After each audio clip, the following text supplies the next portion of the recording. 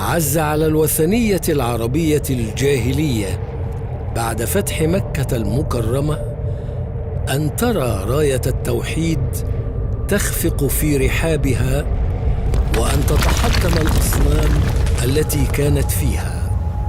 فاجتمع رؤساء القبائل المجاورة لها في الطائف على مالك بن عوف النضري سيد هوازن، وحشدوا جموعهم بين مكة والطائف وراء عرفات إلى جهة الشمال في وادي حنين.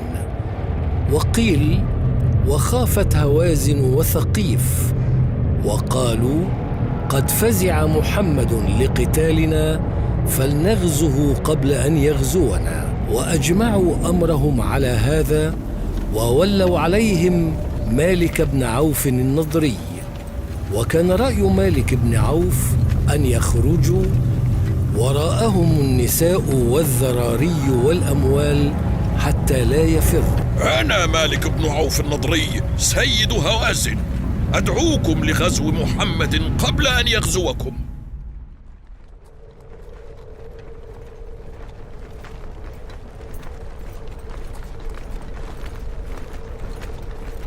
نحن الأكثر عدداً والأعظم شأناً، ولن نهزم اليوم من قلة.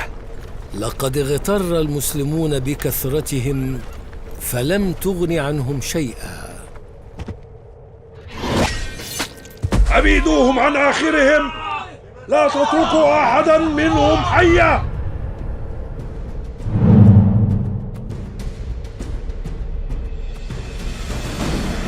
ارموهم بالدماء هيا.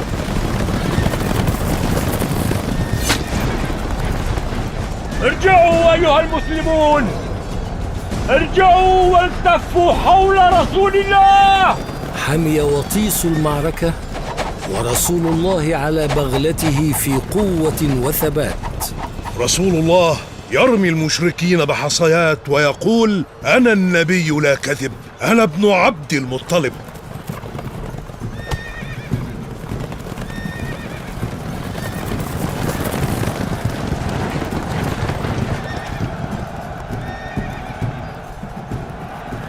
لقد أيد الله نبيه بنزول الملائكة وألقى في قلوب المشركين الرعب. صلى الله عليك يا رسول الله، صلى الله عليه وسلم. في أثناء طريقه صلى الله عليه وسلم إلى تبوك إذ به يمر بالحجر وهي بلاد ثمود. ففي حديث ابن عمر رضي الله عنهما قال: لما مر النبي صلى الله عليه وسلم بالحجر قال: لا تدخلوا مساكن الذين ظلموا أنفسهم أن يصيبكم ما أصابهم إلا أن تكونوا باكين. ثم أقنع رأسه وأسرع السير حتى أجاز الوادي.